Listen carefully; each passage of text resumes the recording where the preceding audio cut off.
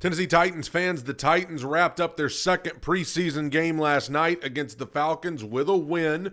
If you care about that sort of thing in the preseason, the Titans did win the game.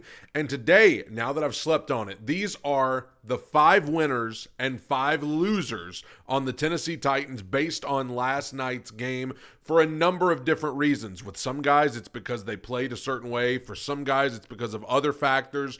Let's get into this. This is based on last night's game. 5 winners, 5 losers, and we're going to start with the good. We're going to start with the winners, and I've got one honorable mention that I'm going to give to Alec Iomanner. Not quite going to count him as a winner because I do think there were a couple of plays that he would probably want back, particularly the last incomplete pass. I think Alec could have tried to go up for that and at least drawn a flag. So I'm going to give him an honorable mention, but I think you saw that the Titans have big plans for this guy. I think they want him to be wide receiver 2 behind Calvin Ridley eventually. He's not going to be there at the start of the season, but I think they do have big plans for him. You saw on that first play, the 35-yard gain, the yards after catch, tremendous, big physical receiver. I just think he's got to use these next few weeks to learn some of the, like I said, on that last pass, I think he could have gone up for it. And even if he didn't catch it, he could have drawn a flag. But some of you may disagree, but I'll give an honorable mention to Alec Iomanner. Now let's get into the winners. First up, Kendall Brooks. Kendall Brooks had the pick 6 in the first quarter, I believe. It was the first touchdown of the game. Kendall Brooks, pick 6. Now, I don't know if Kendall Brooks is going to make this roster. I don't know if he's going to make the final 53. He had a pick 6. It was on Easton Stick, who's not even going to make the roster in Atlanta. So I understand that. I don't want to discredit it. But the Titans secondary is a situation where once you get past the first few guys, it is kind of open. And so any big play like this that you can make to do yourself some favors could go a long way. So Kendall Brooks is a winner from last night. He made a really nice play on that pick 6. And who knows how this thing will shake out in a couple of weeks when they narrow that roster down to 53.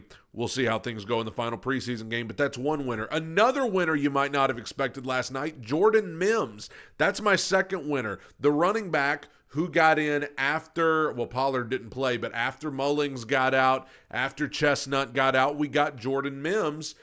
And Jordan Mims ran the ball really well. He looked explosive running the ball. And when you look at the situation that the Titans have, with Tyjae Spears being out with a high ankle sprain, probably going to miss at least the first game of the regular season, there's opportunity there for somebody. Now, I do think Mullings or Chestnut is your best bet. I would like to see Kalel Mullings myself. He's the one that intrigues me the most. But I will say, Mims played very well last night, and who knows, if an injury were to happen to one of those other guys, God forbid, this could be a guy that you could really look at, and I think I would love to have him on the practice squad once the 53, I doubt he's going to make the roster, but if you could put him on the practice squad, this is a guy that you might come back to later. Really like the way he ran the ball last night in the second half. I have Cam Ward as a winner, and I know you look at his stat line and you say, well, hold on, why is Cam Ward a winner?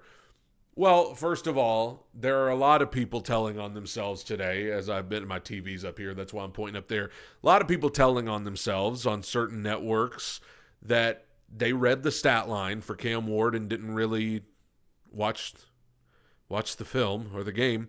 But Cam Ward, I thought, in some ways was better last night than he was against Tampa Bay. There weren't as many flashy plays. There weren't as many chunk plays.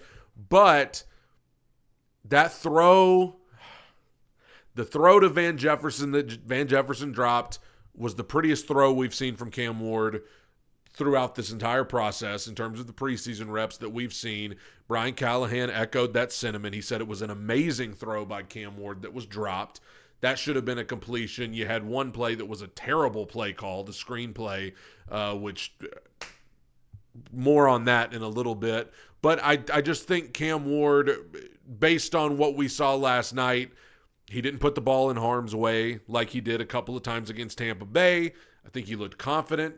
The play to Alec Iomanner where he was able to evade the rush and then hit Iomanner downfield, I still think Cam Ward is headed in the right direction.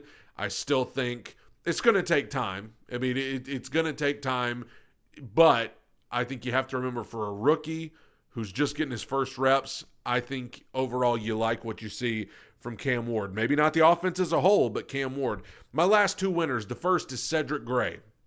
Cedric Gray has been waiting on his opportunity. He got it last night, and I thought Cedric Gray played really, really well for the Tennessee Titans last night. Had the sack where he pretty much sacked the running back and the quarterback.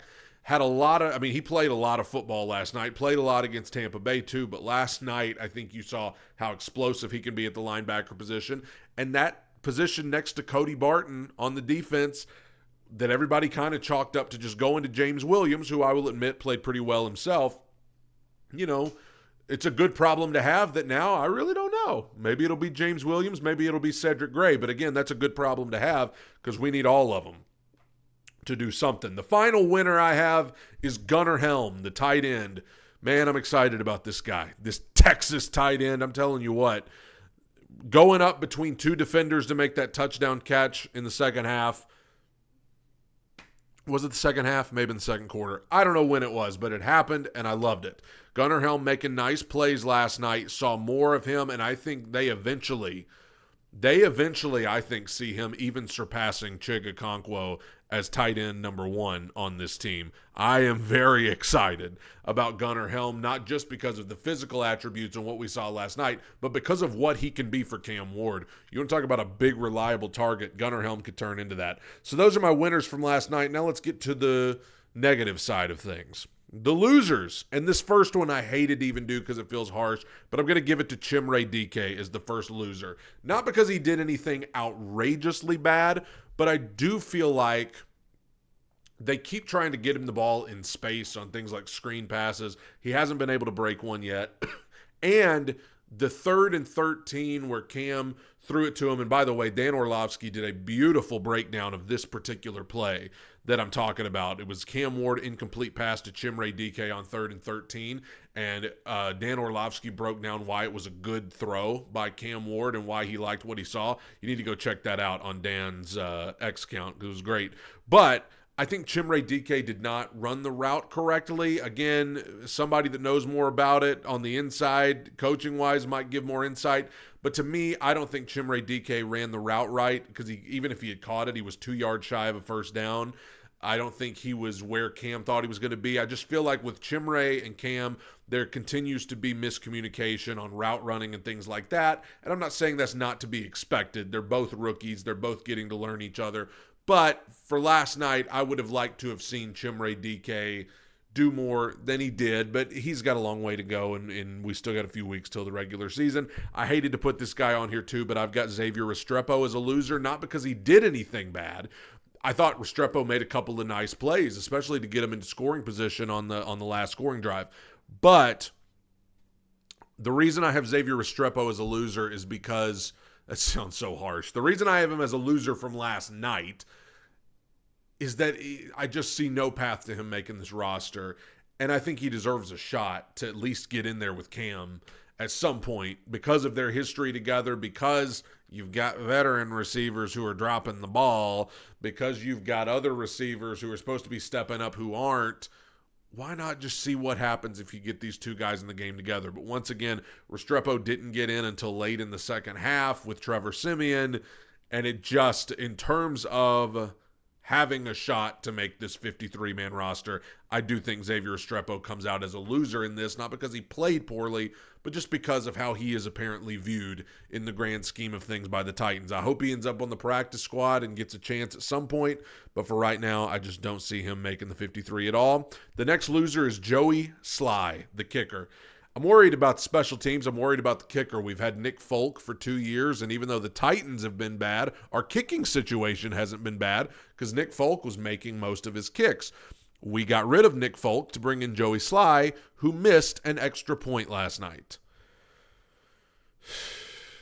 So I do not have a warm, fuzzy feeling about the kicking situation right now. That's a loser from last night. Another loser from last night, and this one I really hope turns around, but I've got Brian Callahan as a loser from last night.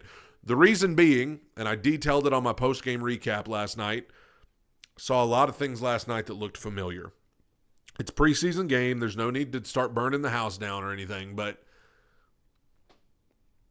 special teams blunders, pre-snap penalties, penalties on special teams. Whoops. Sorry about that. My computer's giving me a notification there. Penalties on special teams, pre-snap penalties on offense, play calling that was bizarre at times, putting Jaquan Jackson in at punt returner instead of James Prochet when we know Jaquan Jackson looks scared to death every time he gets in there. Just, I talk about getting a warm, fuzzy feeling. I don't get a warm, fuzzy feeling about Brian Callahan when I'm seeing ghosts of the past. It's preseason, so again, I'm not burning the house down or anything, but it does kind of make me a little antsy when I see some of the same old stuff. So I've got Brian Callahan as a loser last night. When I see the special teams looking the way they did, the penalties, the first team offense not on the same page for the most part, and some people get defensive when you say that because they think you're taking a shot at Cam Ward in particular. I'm talking about the offensive operation as a whole. Penalties that set up second and long, and you get behind the chains, and the Titans aren't good enough to overcome stuff like that, just like last year. And then the number one loser from last night, to no one's surprise, is Van Jefferson.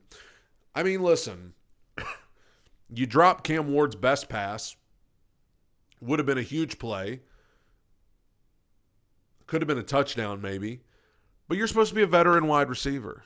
You're supposed to be a veteran wide receiver who's stepping up for this young quarterback. That's why you're here. That's why guys like Van Jefferson and Tyler Lockett are here, and you're going to drop the ball?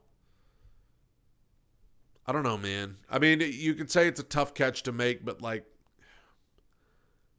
that's what you get paid to do. Like, I don't know. He's going to make the roster. I think it's clear that they view him as a reliable target, but I don't right now, and I hope that changes. God bless the guy, but it's not just about last night. It's just like what I just struggle to. I mean, just last week against Tampa Bay, he had a drop. So I just don't feel confident throwing the. I don't know. It just, you're supposed to be a veteran receiver, consistent, coming through for the young quarterback, and you drop his beautiful pass that he threw you over 3 defenders. Not good. Those are my winners and losers from last night. Talk to me in the comments about what you think. If you agree, if you disagree, for whatever reason, who do you think was a winner and a loser from last night? Love to hear from you in the comments. Tighten up, everybody. Bye.